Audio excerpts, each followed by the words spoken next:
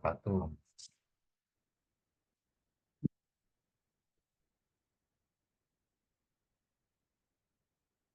Ini masih ada dua.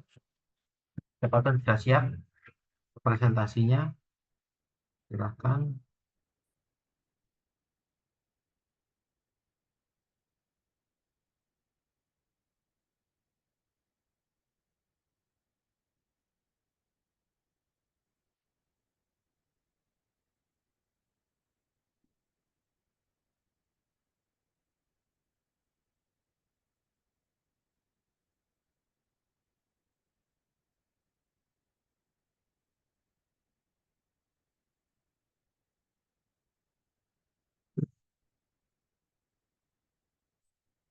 Oke, sebelum dimulai,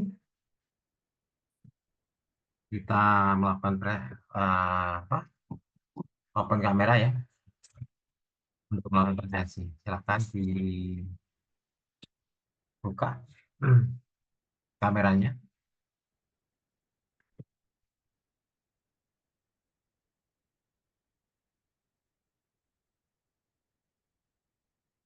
Oke.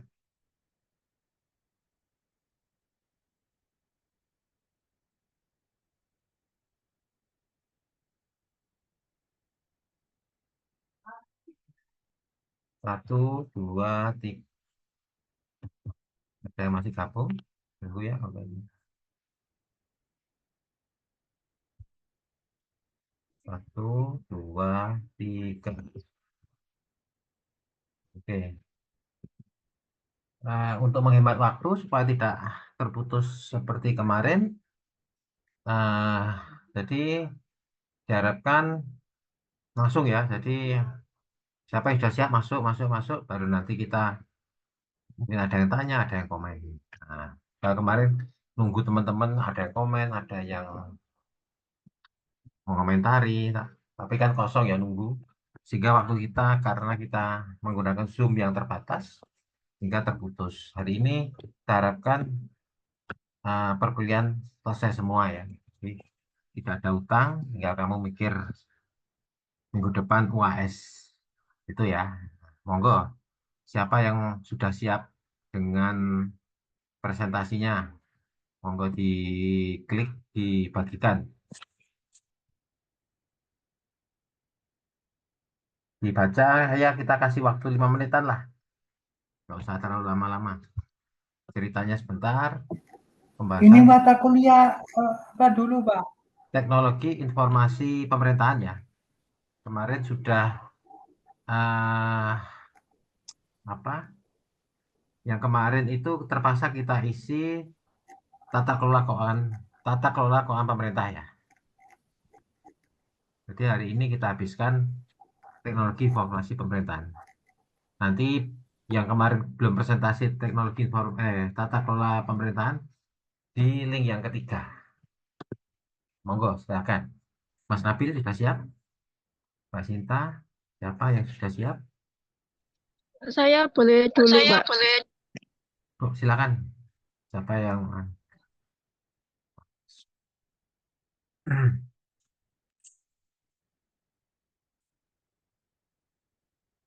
silakan, penghematan waktu. Kamu ceritakan sebentar. Apakah sudah terlihat? Sudah, kalau bagian yang lainnya insya Allah sudah ya. Baik, Mbak Lulu. terima kasih Bapak. Ya. Assalamualaikum warahmatullahi wabarakatuh. Saya Nidil dulu akan mempresentasikan tugas paper di mata kuliah Teknologi Informasi Pemerintahan dengan judul Rawan Disinformasi Pemerintah Kembangkan Kebijakan Tata Kelola AI. Ini langsung permasalahan ya, Pak? Boleh. Jadi inti permasalahannya adalah hadirnya teknologi AI tetaplah menjadi bisa bermata dua, karena di samping potensi pemanfaatan yang besar secara produktif, teknologi AI juga membawa sejumlah tantangan, mulai dari bias algoritma, penyebaran konten disinformasi, hingga ancaman hilangnya pekerjaan akibat otomasi teknologi AI. Pemecahan Pemerintah telah mengembangkan berbagai kebijakan mengenai AI dengan pendekatan ganda, yaitu horizontal dan vertikal, Contohnya untuk pengaturan Undang-Undang ITE dan Undang-Undang PDP yang diperkuat oleh Surat Edaran Menteri Kominfo tentang panduan etika AI sebagai contoh pendekatan yang horizontal. Kesimpulan, perkembangan teknologi AI atau Artificial Intelligence atau kecerdasan buatan telah memudahkan berbagai pekerjaan manusia. Namun, teknologi AI tetaplah menjadi pisau di samping potensi pemanfaatan yang besar. AI juga membawa sejumlah tantangan. Oleh karena itu, pemerintah mendorong tata kelola yang harmonis dan lintas sektor sebagai wujud pendekatan horizontal. Sementara pendekatan vertikal yang dimaksud adalah dengan memberikan ruang untuk kebijakan yang lingkupnya sektoral. Saran-saran yang pertama, pemerintah harus mengembangkan regulasi dan pedoman etika yang ketat terkait penggunaan AI, terutama untuk mencegah penyebaran disinformasi. Ini dapat mencakup persyaratan transparansi, akuntabilitas, dan keamanan data bagi perusahaan yang mengembangkan dan menggunakan AI. Pemerintah harus terus meningkatkan infrastruktur digital di seluruh wilayah untuk memastikan akses yang setara dan aman terhadap teknologi AI dan informasi yang benar. Yang ketiga, penegakan hukum yang tegas diperlukan untuk menghukum pihak-pihak yang secara sengaja menyebarkan disinformasi atau menggunakan AI untuk tujuan ilegal atau merugikan. Yang keempat, pemerintah perlu menyediakan program pelatihan khusus bagi sumber daya manusia yang terlibat dalam pengembangan dan penggunaan AI, termasuk aspek etika, privasi data, dan mitigasi risiko disinformasi. Yang kelima, monitoring dan evaluasi berkelanjutan. Kebijakan tata kelola AI harus terus dipantau dan dievaluasi secara berkala untuk memastikan efektivitasnya dalam mengatasi permasalahan disinformasi dan isu-isu lain yang muncul seiring berkembangnya teknologi. Sekian dari saya, apakah ada yang ditanyakan? Lanjut dulu, siapa mungkin yang sudah siap? Silahkan. Teman-teman, ada yang sudah siap? Silahkan. Saya, Pak. Silahkan, Mbak Selka, yuk.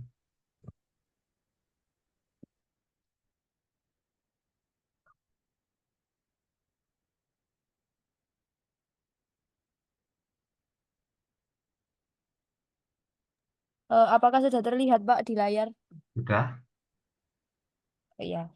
Baik, saya mulai. Assalamualaikum warahmatullahi wabarakatuh. Wabarakatuh. Eh, Di tugas kali ini saya membawa judul yaitu Pemerintah Daerah Gencar Percepat Transformasi Digital Melalui Lokakarya.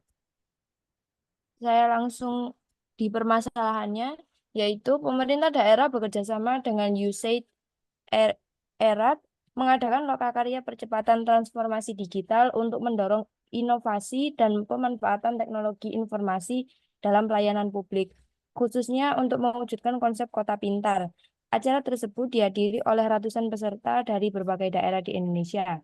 Dalam acara tersebut, para narasumber termasuk Ayi Mondal dari India memaparkan inovasi Smart City dan penggunaan alat bagi proyek pilot Smart City di Indonesia. Lokakarya ini dianggap sebagai tonggak awal bagi pemerintah daerah dalam menghadapi tantangan digital. Harapannya, melalui kolaborasi dan peningkatan pemahaman, setiap peserta dapat mengimplementasikan inovasi tersebut dalam aktivitas sehari-hari pemerintahan daerah. Tujuan akhirnya adalah untuk memacu adopsi teknologi informasi dan komunikasi secara lebih luas dan efektif, sehingga pelayanan publik dapat menjadi lebih efisien, transparan, dan responsif terhadap kebutuhan masyarakat, serta menciptakan lingkungan yang lebih baik dan berdaya saing di era digital. Pemecahan, pemerintah daerah bekerjasama dengan USAID ERAT menyelenggarakan lokakarya percepatan transformasi digital secara daring pada 16 Januari 2024.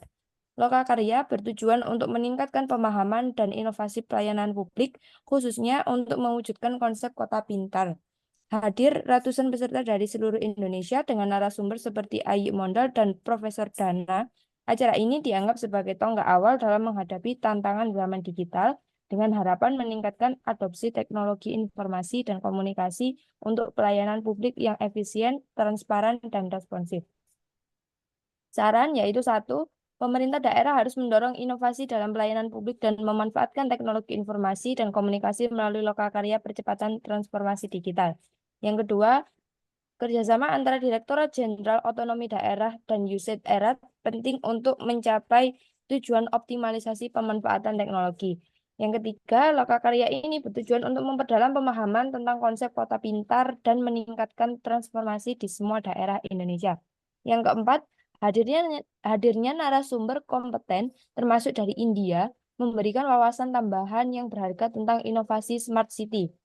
Yang kelima, pemerintah daerah diharapkan mengadopsi inovasi yang dipelajari dalam aktivitas sehari-hari untuk meningkatkan efisiensi, transparansi, dan responsivitas pelayanan publik. Yang keenam, adopsi teknologi informasi dan komunikasi yang lebih luas dan efektif diharapkan dapat meningkatkan kualitas pelayanan publik secara keseluruhan. Dan yang ketujuh, konsep kota pintar diharapkan dapat menciptakan lingkungan yang lebih baik dan berdaya saing dalam era digital. Kesimpulannya, lokakarya percepatan transformasi digital yang diselenggarakan oleh Direktorat Jenderal Otonomi Daerah dan USAID Erat bertujuan untuk memperdalam pemahaman serta meningkatkan inovasi dan transformasi pelayanan publik di seluruh daerah di Indonesia. Dengan fokus pada konsep kota pintar, acara tersebut menampilkan narasumber dari dalam dan luar negeri seperti Ayu Mondal dan Profesor Dana yang memaparkan inovasi smart city dan daerah berdasarkan dokumen Quick Win. Lokakarya ini dianggap sebagai tonggak awal bagi pemerintah daerah dalam menghadapi tantangan zaman yang semakin digital dengan harapan dapat meningkatkan adopsi teknologi informasi dan komunikasi untuk pelayanan publik yang lebih efisien, transparan, dan responsif, serta menciptakan lingkungan yang lebih baik dan berdaya saing di era digital. Oke, sudah. Sampun, Pak. Kalau sudah, mungkin ada yang langsung lanjut. Siapa? Ini kita ganti. Saya, Pak, tapi Saya, lewat Pak. HP. Siapa dulu yang muda? Ayo, nggak apa-apa. Yang paling tadi saya Saya tahu. Dita. Silakan. Dita dulu, Pak. Dita dulu. Kita dulu. Oke, ayo Mbak Dita. Bentar, Pak.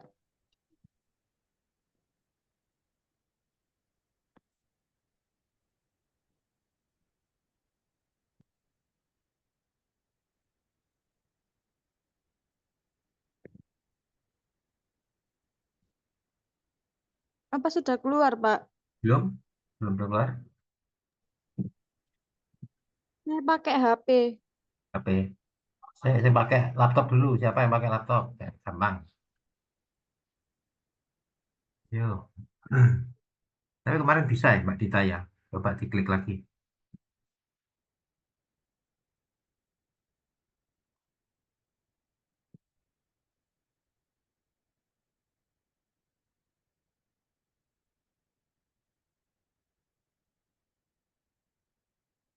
Halo.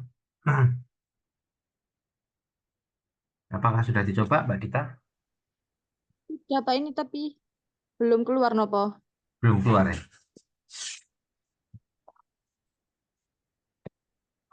Belum keluar berarti apa?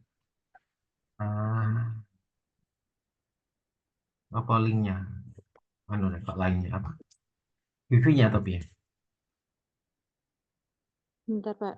Hmm.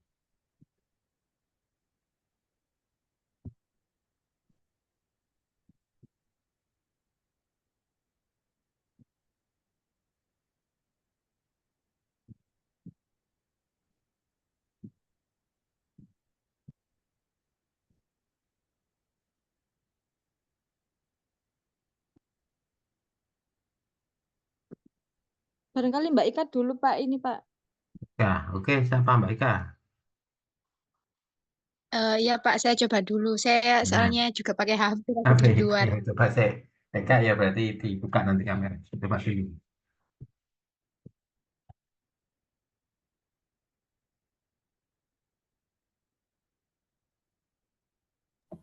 Saya dulu nopo Pak. Bentar, bentar. Ini nyoba. Nggak bisa baru Mas Nabil ya, Kak Wopo. Oke.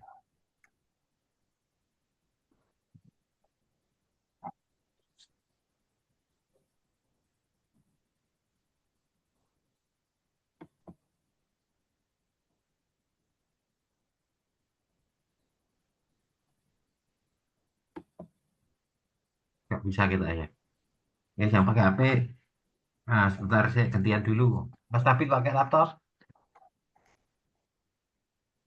Halo, Mas Nabil. Enggak, Pak. Kelihatannya yang pakai HP, anu dulu. Nah, minggir, minggir Saya sebentar. dulu, Pak. Nggih. Nah, coba Mas Nabil dulu, silakan. Ya, Mm-mm. makasih, Pak.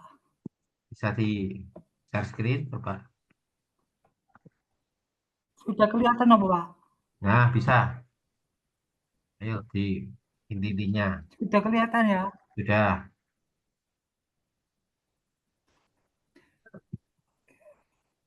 Dengan Assalamualaikum warahmatullahi wabarakatuh. Saya di sini akan Waalaikumsalam wabarakatuh. mempresentasikan tentang optimalisasi pemanfaatan teknologi informasi pemerintah di negeri Serumpun Selatan.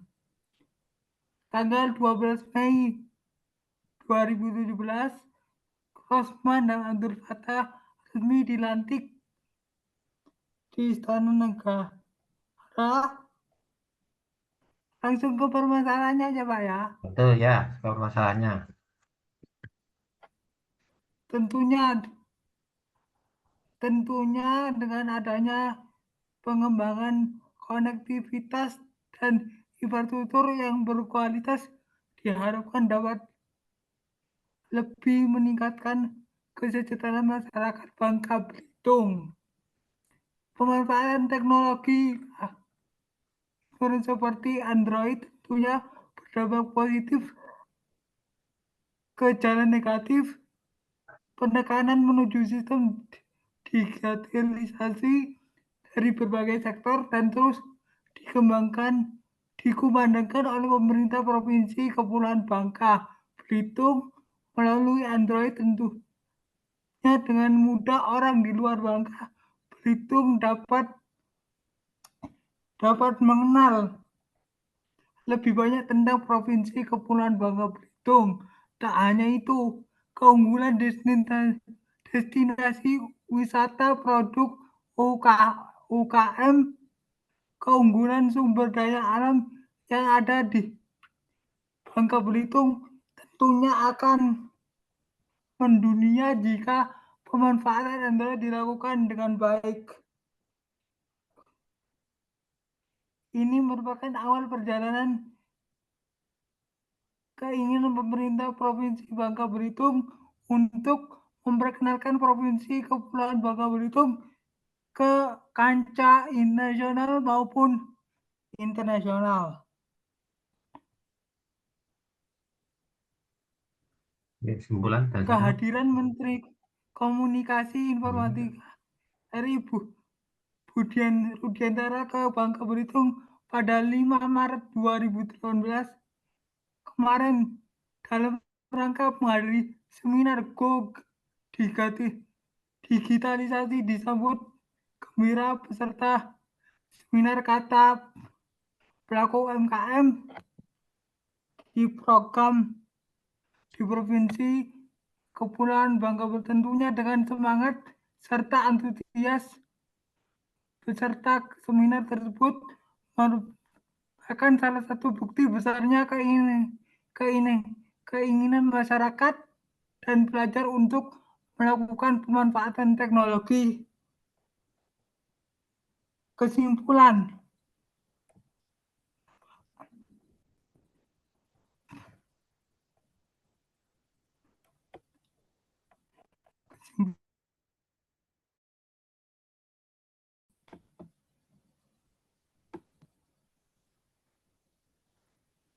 ya dilanjut. Apa nggak bisa? Nggak bisa.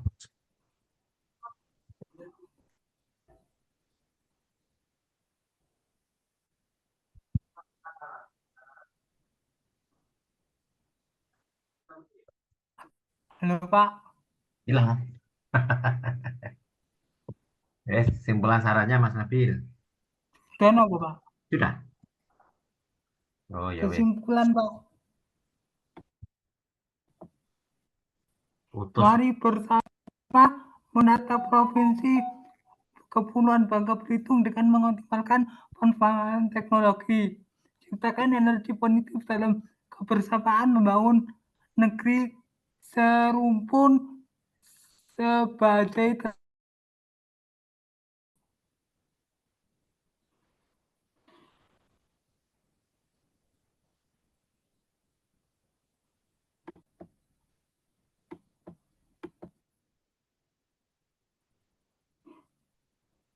Ampun, Pak.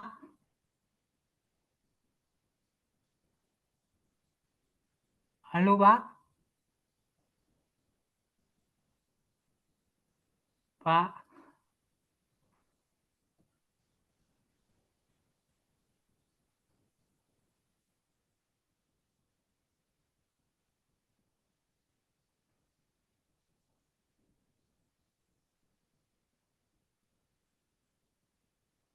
Ngapunten Pak, suaranya mboten kedengaran.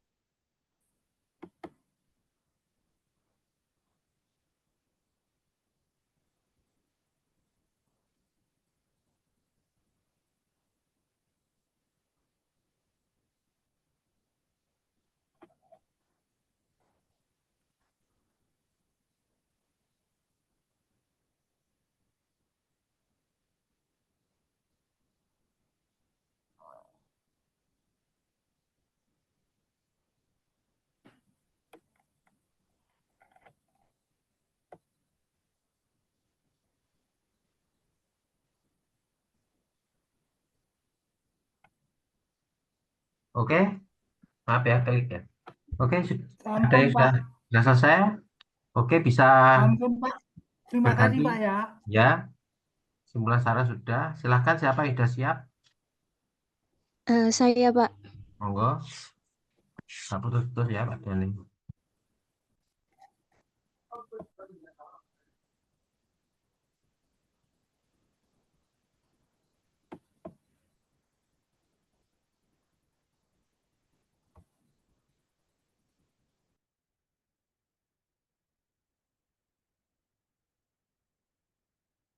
Assalamualaikum warahmatullahi wabarakatuh.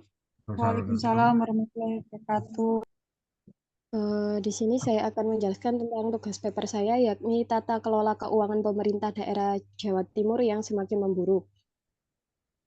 Tata kelola keuangan pemerintah daerah Jawa Timur mendapat sorotan dari DPR RI. Jumlah daerah yang mendapat penilaian wajar dengan pengecualian meningkat. Hal itu dinilai sebagai kejadian luar biasa di tengah upaya pemerintah pusat memperbaiki kinerja pemerintah daerah. Selain itu, penurunan penilaian laporan kinerja keuangan menjadi ironi di tengah gencarnya upaya pemberantasan korupsi. Badan Pemeriksa Keuangan atau BPK-RI Perwakilan Jawa Timur menyebutkan ada 3 kabupaten dan kota dari 38 daerah di Jawa Timur yang menerima opini wajar tanpa pengecualian atau WTP, yakni Kabupaten Jember, Kabupaten Tulungagung, dan Kota Pasuruan. Jumlah tersebut naik dibandingkan dengan sebelumnya yang hanya 2 daerah, yakni Kabupaten Sampang dan Kabupaten Lumajang. Di Jember, permasalahan antara lain terkait penyusutan aset yang dinilai tidak wajar dan tidak bisa dipertanggungjawabkan. Sementara di Tulungagung, permasalahannya antara lain terkait kelebihan pembayaran realisasi belanja modal pembangunan jalan, irigasi, dan jaringan sebesar 6,5 miliar. Kelebihan itu tak kunjung dikembalikan. Contohnya, menginstruksikan pejabat daerah menyelesaikan kerugian negara akibat kelebihan pembayaran. Adapun permasalahan keuangan di Kota Pasuruan antara lain terkait dengan aset pemerintah daerah berupa gedung yang sudah selesai pekerjaan pembangunannya, bahkan sudah dimanfaatkan, tetapi tercatat sebagai aset yang masih dalam pengerjaan. Terhadap temuan-temuan permasalahan tersebut, BPK sudah memberikan rekomendasi untuk ditindaklanjuti. Juga dilakukan Saran aja langsung, Mbak Desi. Coba. Permasalahannya yakni tata kelola keuangan pemerintah desa di Jawa Timur mengalami beberapa permasalahan. Beberapa kabupaten mengalami penurunan akuntabilitas tata kelola keuangan daerah. Contohnya di Jember, permasalahan terkait dengan penyusutan aset yang dinilai tidak wajar dan tidak bisa dipertanggungjawabkan. Sedangkan di Kota Pasuruan terdapat permasalahan terkait dengan aset pemerintah daerah berupa gedung yang sudah selesai pekerjaan pembangunannya, namun tercatat sebagai aset yang masih pengerjaan.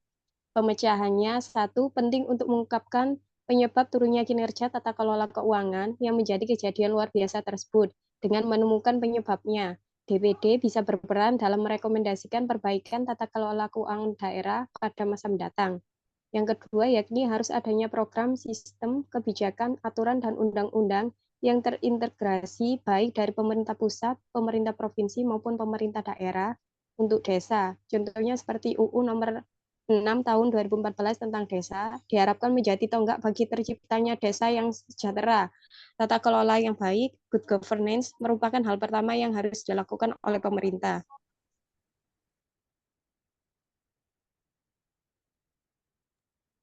Kesimpulan, berdasarkan hasil penelitian, dapat disimpulkan bahwa komite audit dalam melaksanakan tugas dan tanggung jawab. Selain itu, tata kelola keuangan pemerintah daerah di Jawa Timur mengalami penurunan kinerja yang menjadi kejadian luar biasa. Sarannya yakni diperlukan upaya untuk mengungkapkan penyebab turunnya kinerja tata kelola keuangan pemerintah daerah di Jawa Timur, serta merekomendasikan perbaikan tata kelola keuangan daerah pada masa mendatang. Dari temuan-temuan tersebut, BPK sudah memberikan rekomendasi. Selain itu, perlu adanya upaya untuk meningkatkan kualitas laporan keuangan pemerintah daerah melalui penerapan standar akuntansi pemerintah dan sistem informasi akuntansi keuangan daerah. Dalam dokumen evaluasi, kebijakan penyusunan laporan keuangan, konsolidasi pada PT Karya Mandala Putra Makassar disebutkan beberapa referensi yang mungkin dapat memberikan wawasan lebih lanjut terkait dengan evaluasi kebijakan penyusunan laporan keuangan konsolidasi. Sudah, Pak. Oke, terima kasih. Selanjutnya siapa yang sudah siap? Saya, Pak. Hati Monggo. hatur. Diatur. Waduh. Coba Ye. klik.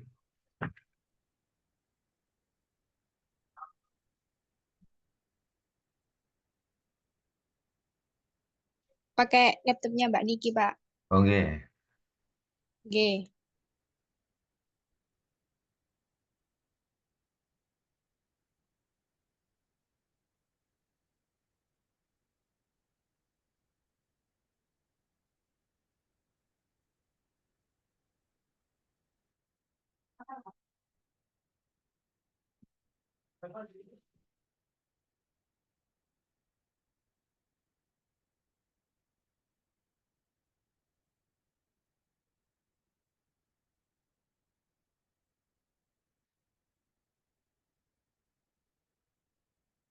Belum muncul.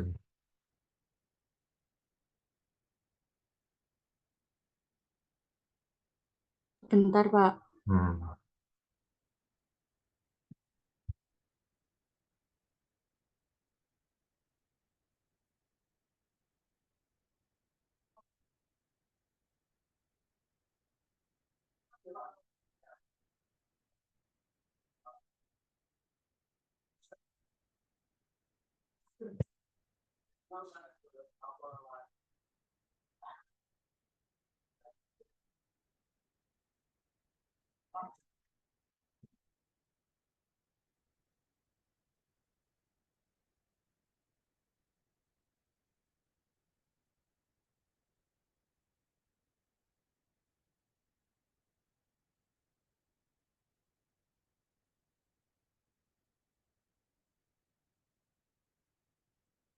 Nggak muncul.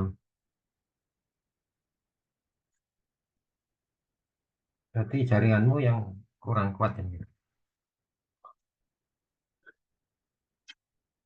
Bacakan aja sudah. Untuk yang tadi Mbak apa tadi Dita ya. Dita Olivia sama oh bisa. Oh, Iya, Pak. Niki. Hati Oke, hatur. Fatih Hatur. Oke. Oke.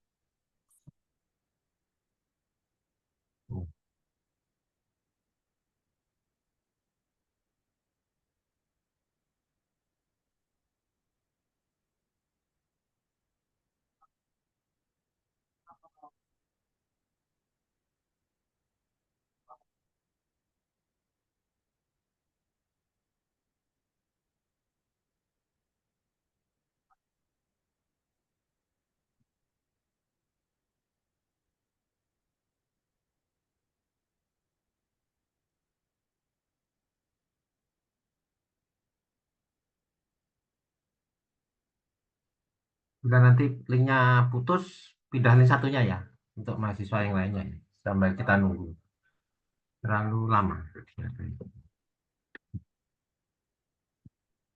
Laptopnya.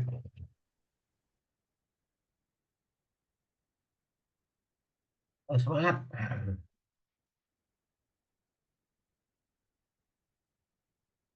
Nggak buka.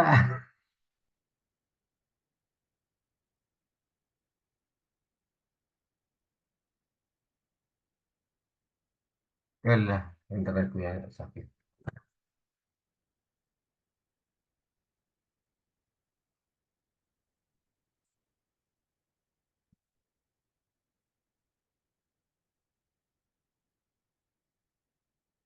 Halo, sudah bisa terbukakah di situ, Mbak Fatikatur? Halo, Iya, Pak. Apa bisa buka? langsung dibacakan? Baca aja sudah. Oh, nggih. Kurang dari 5 menit loh ya waktunya. Nggih. Pemerintah daerah gencar percepat transformasi digital melalui Lokakarya. Dalam rangka mendorong pelaksanaan inovasi pemerintahan daerah serta optimalisasi pemanfaatan teknologi informasi dan komunikasi dalam kerangka sistem pemerintahan berbasis elektronik. Direktorat Jenderal Otonomi Daerah bekerja sama dengan USAID Erat menggelar Lokakarya Percepatan Transformasi Digital.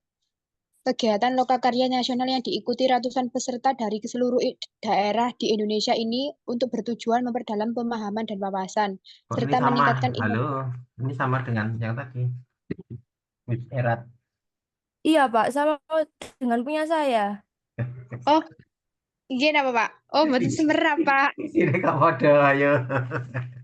Yang satunya mungkin. Tapi saya tapi saya sudah mengerjakan lebih dulu, Pak. Ya, ayo, ini tadi kok ada yang With Erat tadi siapa ya? Enggak, saya beritanya juga nggak tahu Pak dapatnya ini. Hmm.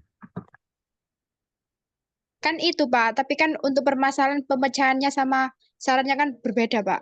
Ya, Kan ya, itu boleh. sendiri. Oke, ini biar kamu kamu baca ya, silakan. Nanti biar saya link. Langsung permasalahan. Ya, Oke. boleh. Permasalahannya ialah belum optimalnya pemanfaatan teknologi informasi dan komunikasi, maka pemerintah daerah ini menjadikan sebuah permasalahan bahwa pentingnya untuk memperdalam pemahaman dan wawasan, serta meningkatkan inovasi dan transformasi pelayanan publik di setiap daerah.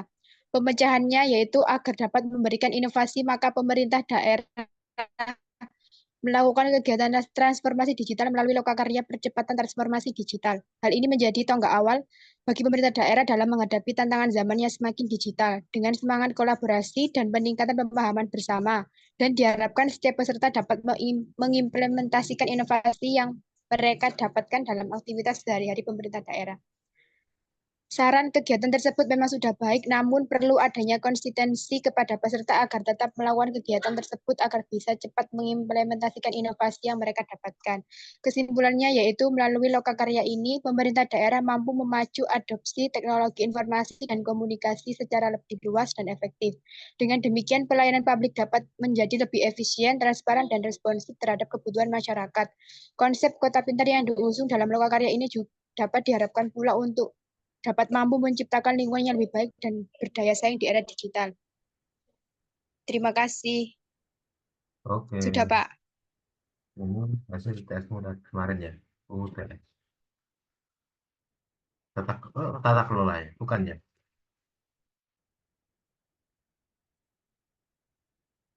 Nah, ini saja nih. Ini sudah kemarin ya. Pemkot Banjarmasin sudah.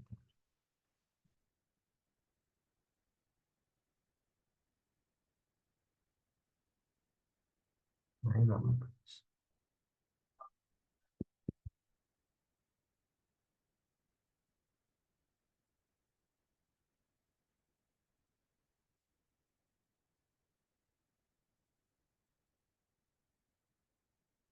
Yang lainnya sudah bisa melihat tadi. Bisa, Oh, Pak. ini Ya, ya. Pak. Yes.